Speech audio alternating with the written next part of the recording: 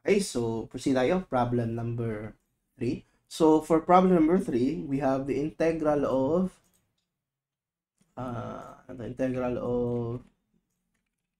x times square root of x. Square root of x minus 1. Okay, sige. So, dx. Sige, so same pa din. You might be wondering, how are we going to solve for this one? Kasi nga, product, no? Product of two terms, or two algebraic terms. Actually, we have parang tama. So, yun nga, baka malito kayo kasi wala dito sa shortcut. But again, mga ganong klaseng problem, you can just actually distribute, no? You can just actually multiply or simplify the terms. Simplify mo, and then you will notice that your answer or yung function mo can be simplified by a set of different terms. And then once meron ka ng individual term, you can just integrate and then get the total, integrate individual terms and then sum it up. And then yun yung sagot mo. Okay? So dito, ang gagawin natin is to distribute x dito sa square root of x at saka sa negative 1. Now, again, prerequisite of this one is algebra. So I hope alam nyo kung ano yung you can actually convert square root of x is just the same as x to the power 1/2. I hope naalala nyo pa yan from your college algebra. So anyway, after that one, we can now actually distribute x. So this will become x. So x times x to the power 1/2. Notice, same sila, no? Same sila ng base. And then what you will do, you just need to add the exponent. So ang exponent ng x is 1. So that's 1 plus 1/2. So that will be 1 and 1/2 or 3 halves.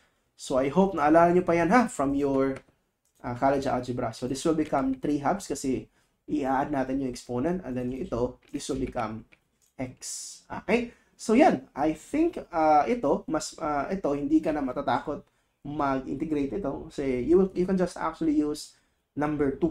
Ito, yung equation number 2 natin ito, yung power formula. Sige. So with that, you can now actually have, so yung sagot natin will become ito. So we just need to add 1, diba? Plus 1 kasi yan yung n plus 1 man. N is actually the exponent of your function. So n plus 1. And then this will become, huwag natin kalimutan, no? I-divide natin ito by the exponent itself, which is 3/2 plus 1. And then next, para sa kabilang term, this is x, minus pala yan, sorry.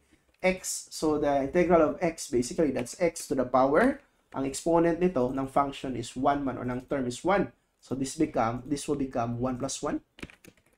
And then i-divide natin to by the exponent mismo din, which is ito.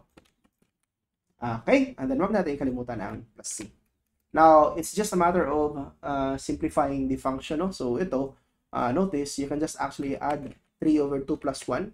That's actually 5/2, which means this will become 5/2. So, I will leave ang pag-simplify kayo na yung bahala, but I hope you will agree, no? This will become 2/5, ayan, x to the power 5/2. Diba?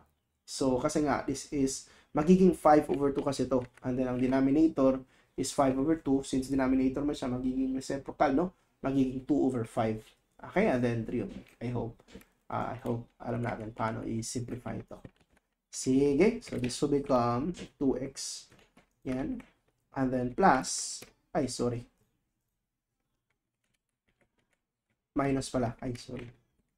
Ba't yun? Ayan, minus. Now, this will become x squared over 2. I think this is fairly obvious naman, no?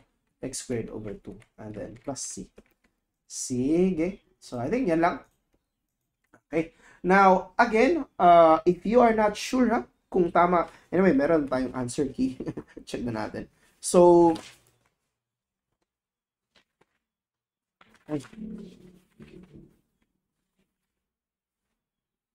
yep, tama naman. Sige. Actually, itong program ko can easily solve this one. Tignan nyo. Okay? But anyway, I just want to show you the process ba. Yung program, yung ginagamit kong software ba can actually solve this one. So, but anyway, I'll do my best to explain it step by step. Kasi obviously sa klase ninyo, wala naman kayong ganitong klase software.